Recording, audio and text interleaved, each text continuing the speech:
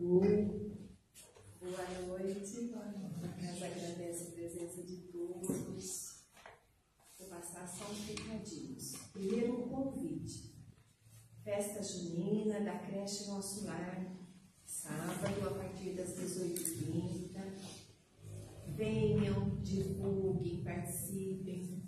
A equipe está trabalhando assim com muito amor, com muito carinho, para a festa sair bem organizada e bem acolhedora.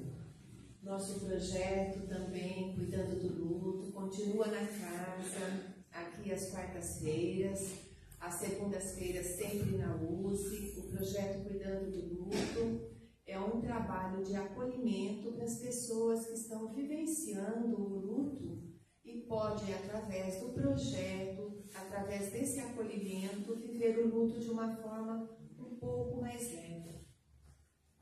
Toda terça e quinta, os trabalhos da casa, palestra, passe e atendimento fraterno, terça e quinta. Temos também na quarta-feira, aqui na casa, das 14 às 15 horas, o grupo Orlando Matricardi, que é um grupo, que é uma roda de conversa, onde estamos usando o livro Vibrações de Paz em Família, que o grupo responsável é pelo Wilson, pela Márcia, filha do Orlando Matricardi, que estão fazendo um trabalho maravilhoso aqui à tarde. Um grupo que a força desse grupo é justamente o compartilhar das histórias, os comentários e os depoimentos. Então é muito bom esse grupo que funciona na casa faz pouco tempo, faz mais de 30 anos. Hoje nossos palestrantes, o casal, a Gra e o Ricardo, que são da Casa Espírita Pequeninos de Jesus, que vão nos presentear com uma palestra. E já passei todos os recadinhos, então agora nós vamos conversar com Deus. Uma pequena prece para eles começarem a palestra.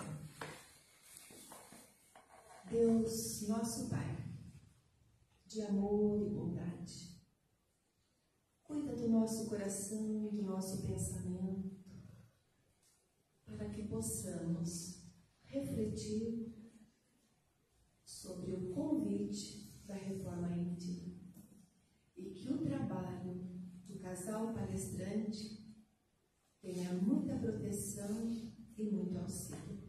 Que assim seja. Para vocês.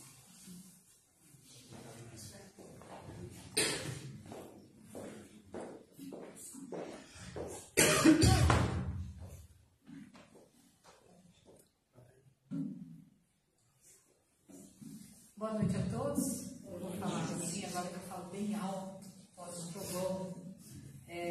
Nós somos o Centro Espírita Pequeninos de Jesus. Estamos em São Carlos há 3 anos, somos espíritas há mais de 15 e pedimos a caridade que vocês tenham de rezar um pouco por nós agora nesse momento, tá bom? Boa noite, gente. Boa noite, meus irmãos, minhas irmãs. Obrigado, Marcinha, pelo convite e pela acolhida de todos. A gente se sente muito honrado, muito feliz de estar aqui numa casa que não é a nossa, é um desafio novo para nós. Hoje nós trouxemos aí um tema que nos foi inspirado há 2 semanas atrás, numa leitura eventual do livro da Gênese, uma das obras básicas do nosso irmão Allan Kardec, né? E nos espantou um pouco o último capítulo da Gênese. Normalmente, nós estudamos muito o Nosso Lar, né, as obras de André Luiz, Evangelho segundo o Espiritismo, o Livro dos Espíritos, para quem está entrando na doutrina, né? Mas nem sempre a gente se atenta para a beleza, o detalhamento e a técnica que foi utilizada por Kardec quando decodificou a doutrina espírita. Não parece, gente, mas desde 1868 que essa obra da Gênese foi publicada em 6 de janeiro de 1868, se eu não estou enganado. Então já fazem, agora contando 2023, 155 anos da publicação dessa obra, e nós não nos demos, às vezes, a devida importância. No último capítulo, como a Gênesis, como o nome da Gênesis é o início, a Gênesis é o início, o último capítulo é o final da Gênesis, né? Olha, mas o que é o final da Gênesis? O final da Gênesis é exatamente o início de um novo mundo. Olha que coisa interessante, Kardec já tinha previsto isso em 1868. Há 150 anos atrás, foi passado para ele segredos e detalhes de um mundo que estava em transformação a partir daquela época. Fala-se muito hoje, através de pessoas estudiosas do Espiritismo, que nós estamos a caminho de um mundo de regeneração. Mas, na verdade, nós não estamos. Nós já estamos há muito tempo atrás. O mundo de regeneração não vai nascer do solo do nosso planeta assim de repente.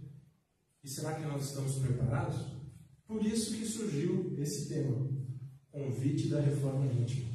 Entendendo que, já que o mundo e o nosso planeta parte para um mundo melhor, aonde pelo menos o mal deixa de existir.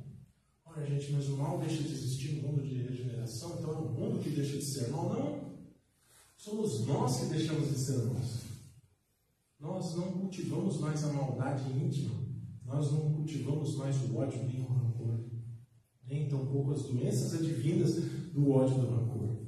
Nós não cultivamos mais o desamor, a falta de entendimento, a diferenciação entre as pessoas. Nós não cultivamos mais. E esse é o sinal de que nós já estaremos prontos para uma virada de época, porque o universo não para, a galáxia não para de girar, as nebulosas não param de se interagir entre elas, o Sol não para de brilhar e os planetas continuam em órbita.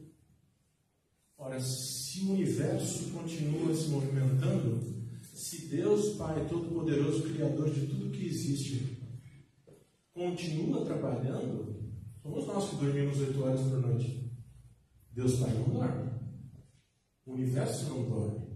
E Ele nunca deixou de criar. Nunca deixou de transformar.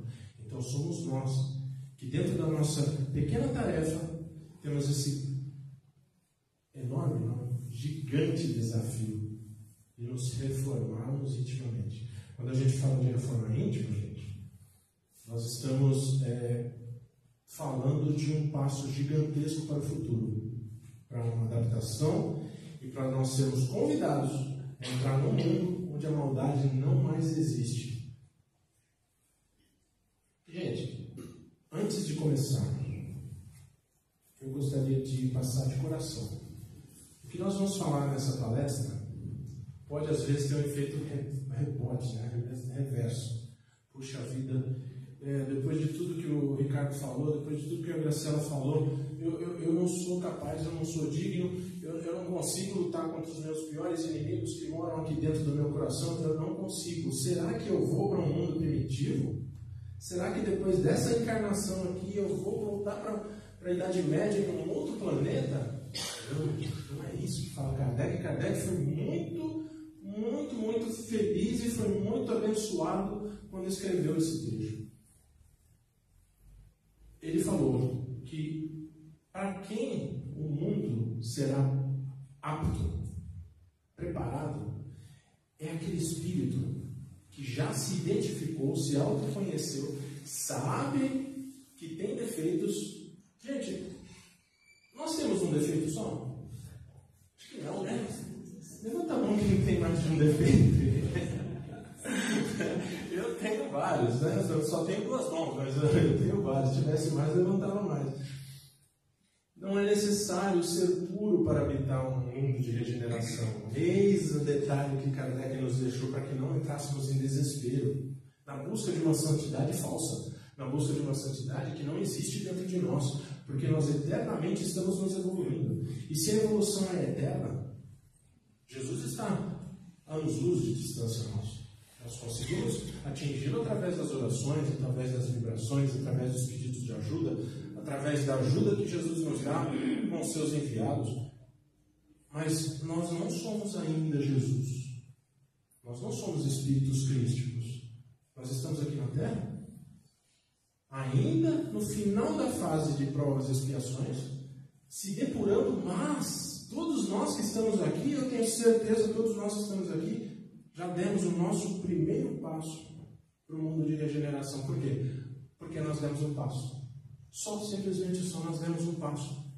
Nós sabemos que temos erros, nós sabemos que o nosso coração não é perfeito. E só de sabermos que não é perfeito, nós vamos buscar a perfeição. E na busca da perfeição, nós já somos aptos, já somos convidados e já estamos aptos, desde que essa chama não se apague, para habitar num mundo melhor do que esse que nós habitamos. Então, é um apelo, gente. Por favor, não vamos nos sentir incapazes. Pelo contrário, vamos nos alegrar, porque nós somos capazes, nós estamos no centro espírita, ouvindo uma palestra, à noite, chuvosa, frio, portanto, nós estamos a caminho. Vamos, por favor.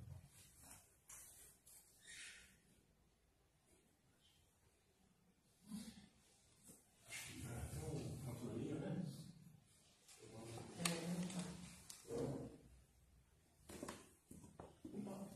Aqui, demorou.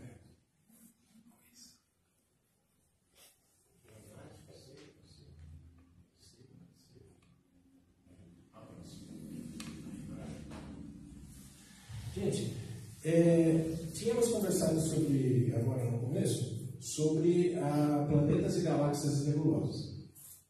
Gente, Deus nunca deixou a galáxia, a nossa parada, sempre esteve rodando. Portanto, a rotação, a gravidade, a massa dos elementos, os elementos em si, os átomos, os elétrons, todas as leis naturais que nós conhecemos, ou se não conhecemos é porque ainda não descobrimos, existem porque Deus criou e colocou em movimento. A nossa existência aqui na Terra nada mais é do que um aglomerado de pó de estrela. Há 46 bilhões de anos atrás, o nosso planetinha estava sendo criado. Não tinha vida, mas os espíritos já estavam ali sendo preparados para habitar um planeta que nada assim material poderia existir. Era um planeta quente, um planeta que não rotacionava, todo cheio de lava, sem água, gases tóxicos. O que a natureza fez, segundo a lei divina? Propiciou que esse planeta aos poucos fosse sendo transformado para nós habitarmos. Há 350, 200 a 350 mil anos atrás, se não estou enganado, nós surgimos como Homo sapiens nesse planeta. Homo sapiens. Quer dizer, nós já tínhamos inteligência. E olha só, gente, da criação do planeta, os bilhões de anos até o nosso surgimento, nós surgimos no último instante. A natureza se fez própria para a nossa habitação. Quer dizer, Deus nos queria aqui. Deus queria que nós habitássemos esse planeta. Na época, um planeta primitivo, onde nós caçávamos, onde nós recolhíamos frutos, onde nós não tínhamos família. O amor era uma ideia que não existia naquela época. Na época dos romanos, gente, para nós termos uma ideia, o amor era um sentimento feminino. Sabia dessa? Somente feminino. Porque o amor enfraquecia a vontade de luta do homem. Então era considerado um sentimento meramente feminino. E nós fomos nos adaptando, vendo que o amor também é uma lei natural de Deus. Ele existe dentro do nosso coração. Existia na época de Jesus Cristo, quando um soldado da legião abordou nosso Senhor Jesus Cristo e falou: Mestre, eu não sou digno de que entreis em minha morada, mas dizei uma só palavra e minha filha será salva. Jesus chegou para ele e falou: Filha, tua fé salvou tua filha. Ela está curada. Então o que acontece, gente? O amor existe pairando no ar, dentro do nosso coração. É um elemento divino que existe dentro de nós. E é ele que tem que ser desenvolvido para que nós possamos transformar-nos para sermos aptos a habitar mundos mais elevados, mundos superiores, mais belos, sem maldade. Não é? E é isso que Kardec quis dizer nesse trecho. Fisicamente, o globo terrestre tem experimentado transformações que a ciência tem comprovado e que tornam sucessivamente mais habitável para seres mais aperfeiçoados. Ou seja, Deus quer que tudo evolua, inclusive o nosso moral, não só a natureza. Deus não é a árvore, o céu, as estrelas. Isso são criações divinas. Nós também somos. Então nós evoluímos imediatamente igual ao que a natureza evoluiu. Ou seja, o mundo espiritual e o mundo material estão intimamente ligados entre si. Nós somos espírito e matéria. Até que se diga ao contrário, nós estamos encarnados aqui, né? E, gente, pessoal, meus queridos irmãos, o que é reforma íntima? Preciso dar essa introdução para que a Graciela comece a falar sobre como chegar lá. Gente, reforma íntima é só isso. Não é difícil de entender. Vamos ver aqui, ó. Essa parte de cima. Vocês veem essa flechona aqui em cima? Onde está escrito boa vontade e disciplina. Essa flechona somos nós desencarnados no mundo espiritual. Nós estamos em erraticidade. Então vamos dizer que eu deixo esse mundo aqui e eu estou aqui. Nessa fase, eu identifico quais são os meus problemas. Identificado quais são os meus problemas, a espiritualidade vai trabalhar em mim e me permitir que eu renasça aqui através da reencarnação. Vou reencarnar através do esforço, da luta incessante e da resignação e paciência. Eu vou viver minha vida. Só isso, gente. O processo de reforma íntima é só isso. Paciência, luta incessante, resignação. Força, fé e foco no nosso Mestre Jesus Cristo, que nós vamos chegar lá. Nós vamos chegar.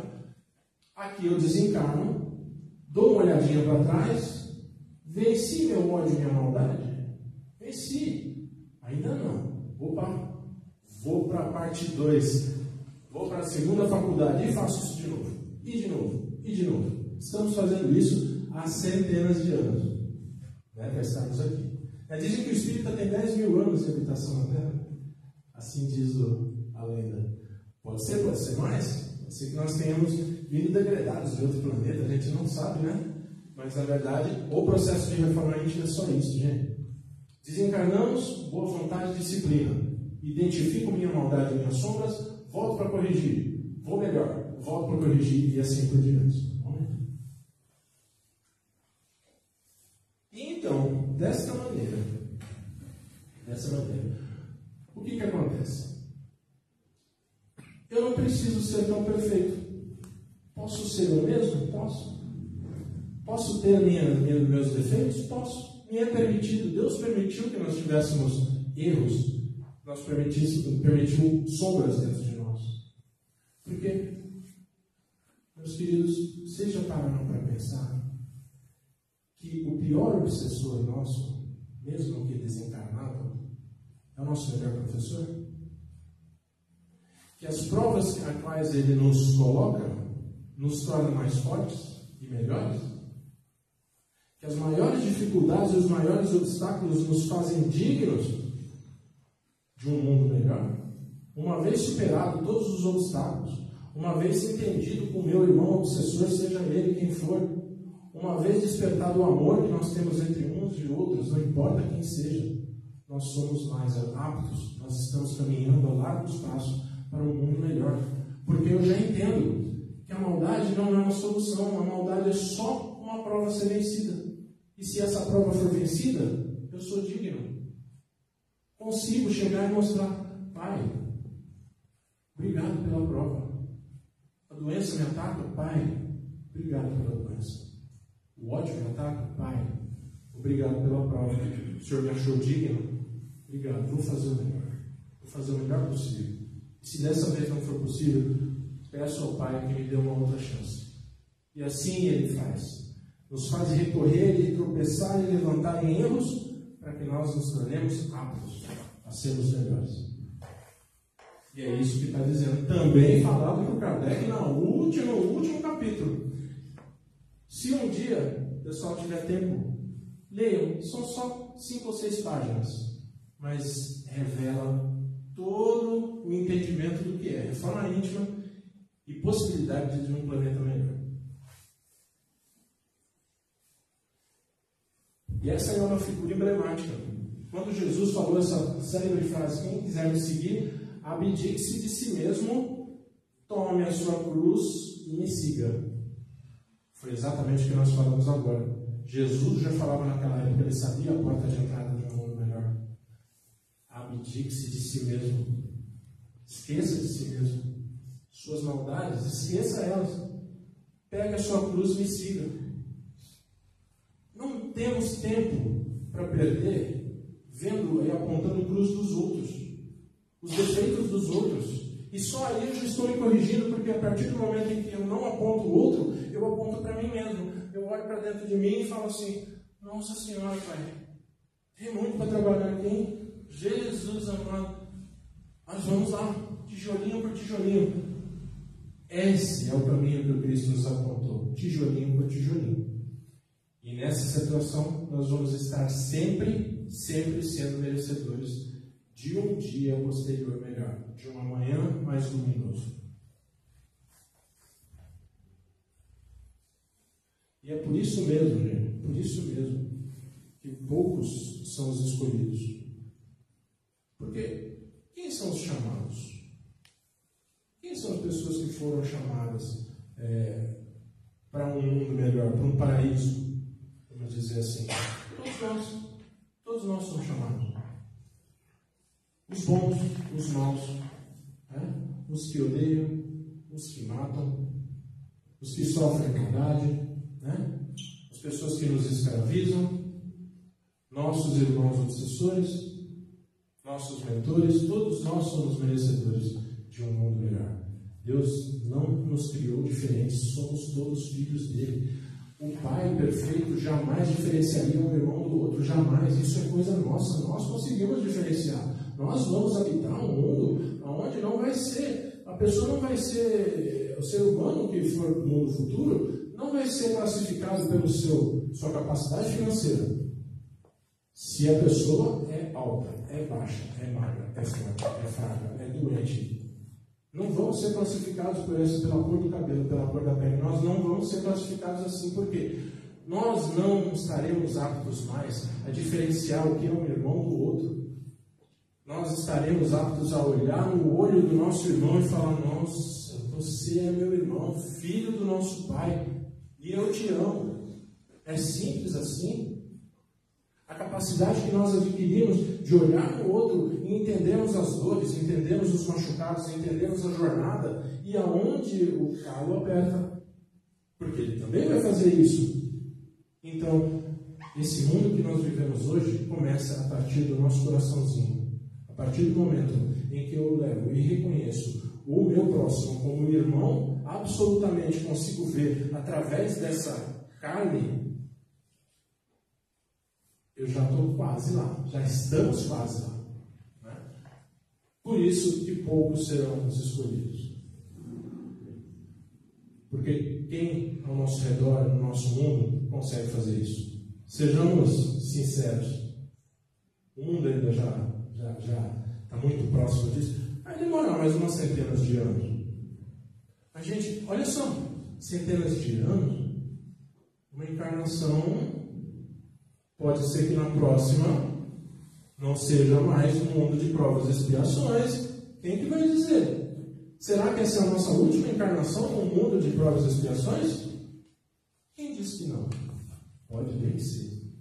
Pode muito bem ser. A probabilidade é altíssima. Por quê? Começou lá em 1868. E hoje estamos falando sobre Deus e sobre Jesus. Um centro espírita. Em 1868, uma reunião espírita, os irmãos sabem o que acontecia? Uma reunião espírita em 1868, pessoas eram perseguidas. Perseguições religiosas existem até hoje, mas são eventuais e pontuais. A grande maioria de nós, dos nossos irmãos, tem uma religião, fazem ideia do que é Deus ou fazem uma vaga ideia do que é Deus e aceitam Jesus no seu coração. Porque quando se fala de Jesus, quem não conhece Jesus? Não é? E é esse conhecimento que nos torna escolhidos. Gente, passo a palavra agora para a Gra, que vai falar sobre como chegar lá, parte prática. Eu sei tudo, viu, de reforma íntima. Só que não. Mas vamos lá, nós vamos juntos, tá? Vocês vão me ajudando. Como o Ricardo falou, o que é a reforma íntima? Em primeiro lugar, o controle de nós mesmos, pela ferramenta da nossa própria vontade. Ninguém pode nos ajudar. O Ricardo falou que os obsessores ajudam muito, mas debaixo de chibata. Nós sofremos, é com muito sofrimento. Eu não gosto de sofrer, vocês gostam? Vamos tentar aprender rapidinho, né? Minha mãe falava, aprende enquanto eu falo, não aprende na vida. Eu não ouvi ela, gente. Teimosa. Nós somos como um vaso. Nós viemos do barro. Nós ainda somos um pouco crus. Né? Somos moldados debaixo da força, debaixo da vontade. A nossa vontade. Debaixo da nossa força. Eles vão aparando, nós vamos aparando as nossas arestas, as nossas más tendências. E colocamos com essa... Como que a gente apara nossas más tendências? Através da nossa vontade, da nossa força, da nossa criatividade, do nosso conhecimento adquirido dia a dia e da nossa capacidade de adaptação. Esse planeta nasceu para que a gente aprenda a se adaptar e sair do conforto. Se a gente não sai do conforto, a gente não aprende. Então, nós estamos sempre em movimento. E o que esse movimento nos traz? Ele nos traz, na verdade, uma análise de nós mesmos. O autoconhecimento nos leva a ver o mal dentro de nós. Nós conseguindo enxergar o nosso mal, a gente consegue extirpar ele. Porque se a gente não sabe que a gente está extirpando, quantas pessoas cometem o mal por aí e eles não compreendem o que eles estão fazendo? Se nós já compreendemos, isso já é dois tijolinhos no degrau, hein? Dá para dar uma base já no nosso degrau de evolução aí.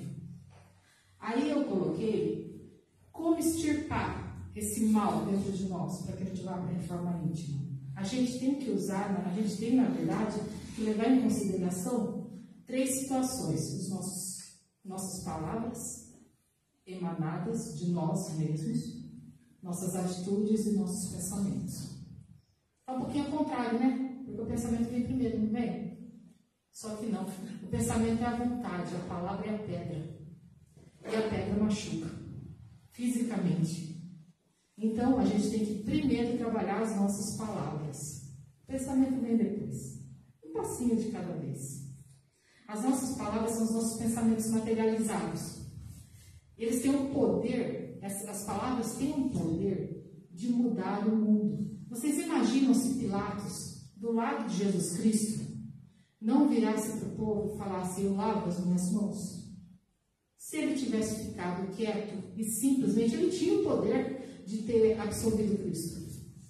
Se ele tivesse ficado quieto e absolvido Cristo e não usado essa palavra, olha quanto tempo a gente ganharia de aprendizado. Mas não, o povo usou a palavra e gritou, crucifica. E aí nós crucificamos nosso mestre, através das palavras. Eu acredito que naquela época eles nem estavam pensando, eles estavam só repetindo o que os outros falavam, né? Crucifica, crucifica, né? Então veja, o tamanho da força das palavras é a primeira que a gente tem que trabalhar. Tá? As atitudes. Nossos atos de bondade podem marcar várias vidas, marcam as nossas vidas. Fazem a gente agregar uma família gigante que nos ama, mas nossas atitudes também são capazes de matar. E como o nosso planetinha ainda tem mais mal que bem, a gente ainda mata. Então nós temos que trabalhar nossas atitudes. Eu gosto muito, na parte das atitudes, de citar uma frase que eu tenho na porta da minha sala, para todo mundo ver, bem grande ali, ó. Não devemos permitir que alguém saia de nossa presença sem se sentir melhor e mais feliz. Madre Teresa. É isso que a gente tem que trabalhar, reforma íntima, quando a gente sentir isso dentro do nosso coração. Quer dizer que nós estamos pensando mais nos outros do que em nós mesmos. E, finalmente, o todo-poderoso, o pensamento, a força que nos move, nós somos espíritos altamente pensantes. Alguns não conseguem ficar em silêncio no pensamento. Sou culpada nesse ponto. Então, todo o nosso padrão de conduta moral, tudo aquilo que a gente precisa trabalhar foi moldado pelos nossos pensamentos. Nossos pensamentos são extremamente fortes, a ponto de atrair, de mudar todo o ambiente ao nosso redor.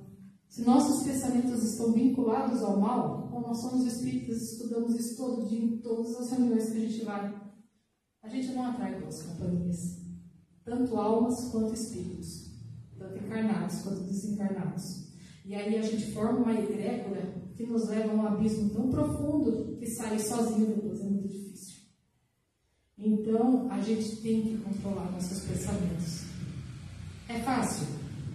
Se vocês tiverem como, me passem, por favor, a fórmula mágica. Controlar a boca a gente controla às vezes. Às vezes Deus até ajuda, Ele corta a língua, né? Ele dá uma... né? Mas não é muito fácil. Então, para trabalhar essas três situações, eu peguei alguns pontos aqui que eu acho interessantes. Tem muitos detalhes que a gente pode trabalhar em reforma íntima, mas esses pontos aí eu acho crucial. Exercer alegremente nossas obrigações. O que é nossas obrigações? Qual que é a nossa obrigação do dia a dia?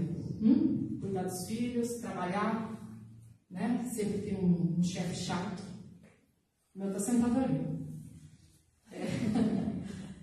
Sempre fazer nossos trabalhos do dia a dia, conviver em sociedade. Conviver em sociedade, eu acredito que é a piorzinha, não é? Todos os dias, você matar um leão por dia, o pessoal fala, não, difícil é desviar das antas, né? Todo dia tem alguém testando a nossa paciência. E nós estamos testando a paciência dos nossos irmãos todos os dias. Todos os dias. Às vezes, num olhar que a gente dá, a gente está testando a paciência dos nossos irmãos, numa falta de compreensão. Se nós analisarmos no fim do dia, pegarmos o hábito de analisar e ver sem querer, e eu falo sem querer, porque eu tenho certeza que aqui nessa sala ninguém faz o mal de vontade própria. Quando viu, já fez. Não é? A gente não consegue. Não está mais no nosso íntimo essa maldade tão profunda. Mas a gente faz sem querer. Sem querer.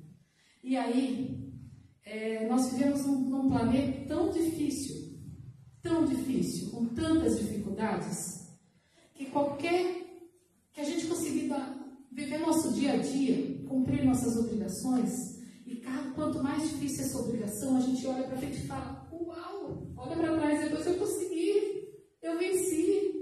Nossa, gente, isso é uma vitória muito grande, a gente tem que agradecer a Deus todos os dias por ter vencido. E é isso que é cumprir nossas obrigações alegremente. Veja só, de nossas mãos, se de nossas mãos sai o pão, saem as bênçãos para o nosso lar para o dos outros, como a gente não pode se alegrar com nossos esforços? Ó, já tem mais 2 degraus, já tem mais 2 tijolinhos ali, estou com 4 já, vai somando.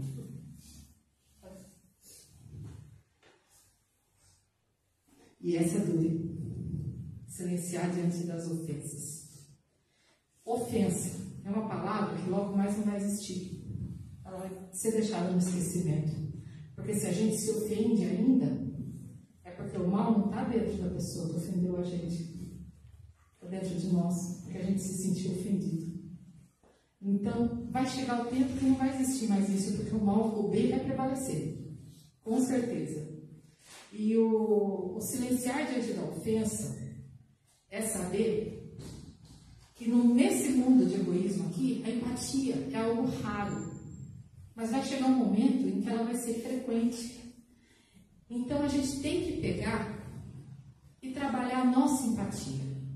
O que é? A gente olhar para o irmão que veio, o cliente que ligou, agressivo, por causa de um problema que ele teve, que não foi nossa culpa. Nós temos que olhar para ele e pensar, uau, ele deve ter tido um dia difícil. A gente não sabe o que ele passou. Por isso, o silenciar é a primeira coisa. Lembram da palavra que eu falei lá atrás? É a primeira coisa, fechar a boca. Aí a gente não retruca. Porque a ofensa tem que ser deixada na ignorância. Ela tem que parar no ofensor. A gente não pode deixar valorizar a ofensa. Porque no momento que a gente retruca a ofensa, a gente valoriza ela. E aí ela ganha força. E aí a nossa egrégora vai mudando e vai caindo. E aí, se a gente retruca a ofensa, o prejudicado vai ser o ofensor? Não, porque ele já está numa egrégora ruim, ele já está com sentimentos ruins. O prejudicado vai ser nós, não vamos ser nós, porque nós vamos cair no mesmo sentimento dele. É fácil? Não é.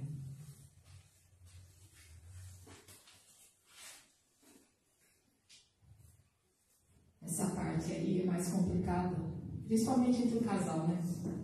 Não requisitar do próximo gentilezas, afeto, respeito. A gente pode exigir dos outros? Às vezes a gente não dá.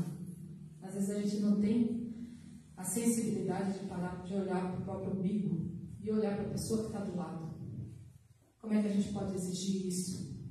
E outra coisa, a gente exigindo das pessoas isso, exigindo afeto, exigindo carinho, exigindo respeito, o que nós estamos fazendo? Criando expectativas. Expectativa mata, gente. Expectativa cria ansiedade.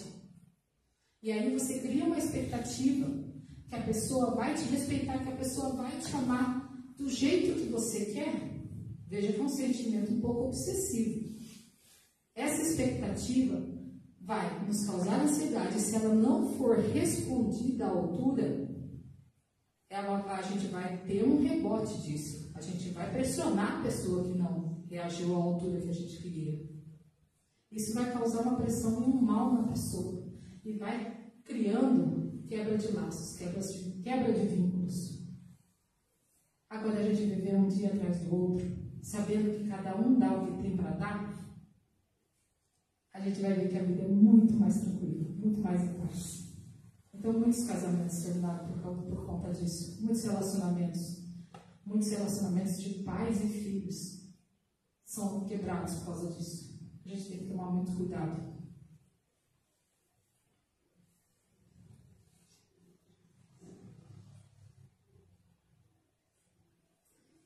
Silenciar a agressividade. Essa figura foi meu marido que escolheu. Veja que interessante. Ele está com a espada na mão, machucado, suando, provavelmente veio de uma batalha, mas o que o rosto dele expressa para vocês? Remorso, tristeza, né? Quer dizer, bem não faz. Já pela imagem já reflete isso, né? Nós temos muita agressividade dentro de nós. Nós temos agressividades, como eu falei, até no olhar para uma pessoa. Se a gente não se der, se a gente olhar para a pessoa, se a gente tiver algum sentimento, algum preconceito dentro de nós, a gente vai olhar para uma pessoa que se assemelha àquele preconceito, ou então que ela se assemelha a alguém que nós não gostávamos, ou simplesmente que a gente teve uma ideia inata, um sentimento inato de alguém de outra encarnação que cruzou o nosso caminho, a gente agride a pessoa com o olhar. Quem não foi agredido com o olhar, a gente sente na hora, é um jato mental que você até treme, bobeia, não é? Quem é médium, então, nossa, olha, né? A gente capota. Então, nós temos que silenciar a agressividade. É fácil, não é? Todos nós temos a nossa agressividade. Nós estamos num planeta que a agressividade é muito forte. Todos nós temos ela dentro de nós. Nós não pegamos a espada, porque a gente não pode perder o réu primário, né? Mas a gente tem a agressividade dentro de nós. Não tem como tirar. Então a gente tem que trabalhar no momento que a gente estiver no trânsito, guiando o carro, alguém fechar o nosso carro, a gente olha a Deus e fala, eu devia estar com pressa. E deixa seguir. É fácil? Acho que todo mundo fez assim na hora que eu falei do carro, né? Porque todo mundo passa por isso. Não passei tudo, não é? Nossa Senhora. Mas Jesus sabia que a gente ia falir nesse ponto. Tanto que ele deu o exemplo maior. Pedro, embainhando a espada. No momento em que Pedro foi defender o próprio Jesus. Ele deu o exemplo maior. Todos esses pontos que eu estou falando, todos Jesus já sabia que a gente ia falir. E todos Jesus deixou o Novo Testamento lá, exemplificando para a gente seguir os passinhos dele. Só que a gente não lê, né?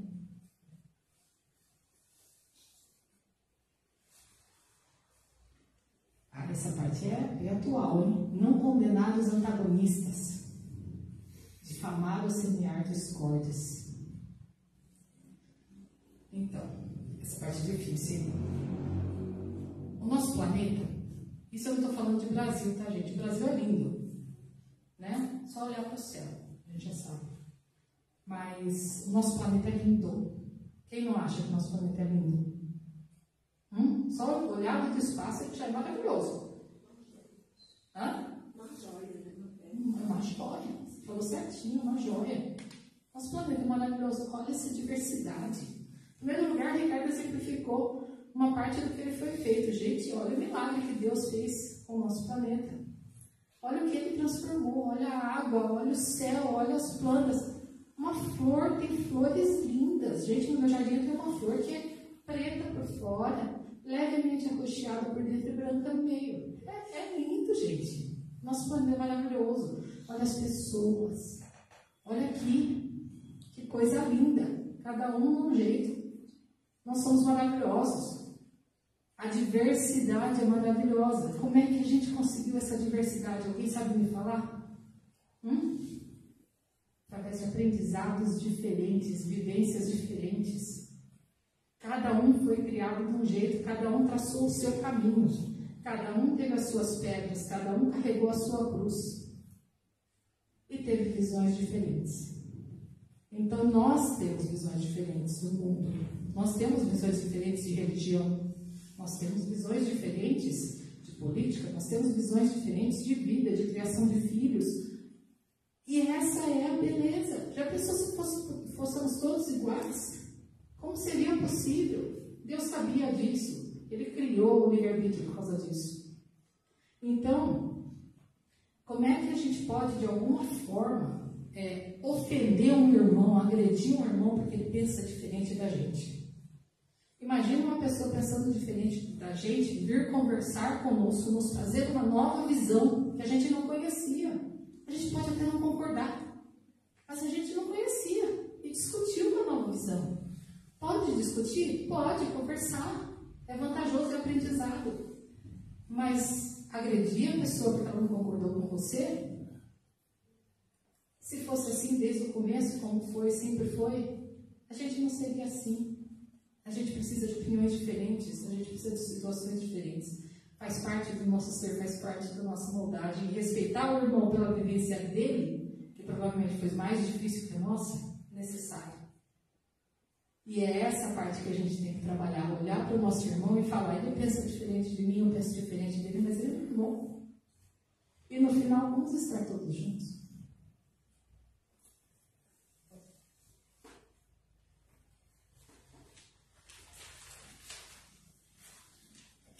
Fazer-se útil sem afetação ou ambição.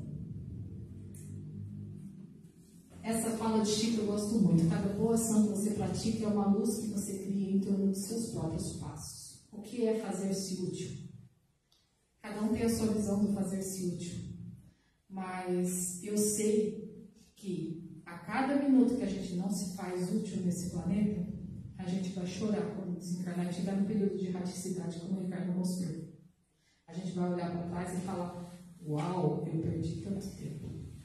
A gente não pode perder tempo. E o que é fazer-se útil, se não doar-se? Porque olhar para o próprio umbigo, normalmente vocês podem notar que não nos traz muita vantagem, nem para nós, nem para ninguém.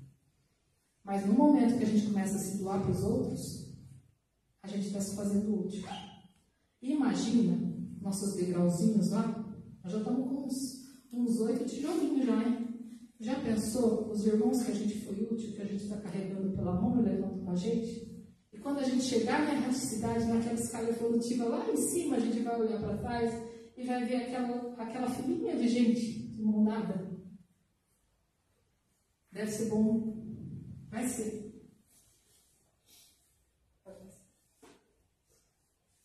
E nós já estudamos o tempo, então é a última e a mais importante. A paciência. Esse trecho é do livro Consolador. A verdadeira paciência é uma exteriorização da alma que realizou muito amor em si própria, para dar ao treino na exemplificação.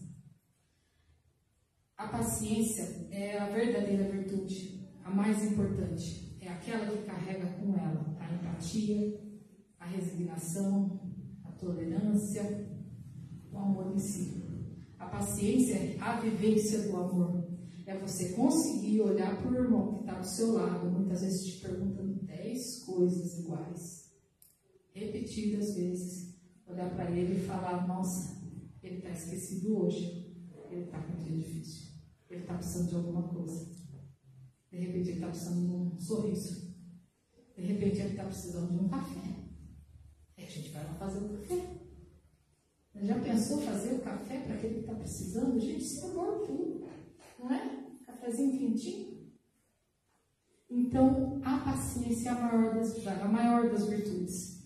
E é aquela que, se a gente conseguir adquirir ainda nesse planeta, a chance da gente reencarnar no planeta de provas e expiações é muito pequena. Então, são passos, não são fáceis, mas são óbvios. Principalmente para quem está sentado aqui. Somos todos espíritas, estudamos isso todos os dias. Mas às vezes é bom a gente relembrar, né? Para tentar pôr em prática. Não é muito fácil, né? É isso aí, gente. Nossa palestra é isso. Nós agradecemos a caridade de vocês. E eu gostaria de fazer uma prece agora, que todos fechassem os olhos. Agradecer ao Pai pelas bênçãos que nos deu em formato de uma galinha fina hoje. As bênçãos de luz, de força, de renovação que vem junto com a chuva. Agradecemos aos espíritos dessa casa, mentores, que nos auxiliaram nesse momento, e agradecemos e pedimos as bênçãos e muita luz, muita paz para as pessoas que aqui estão. Jesus, esteja conosco sempre, que assim seja.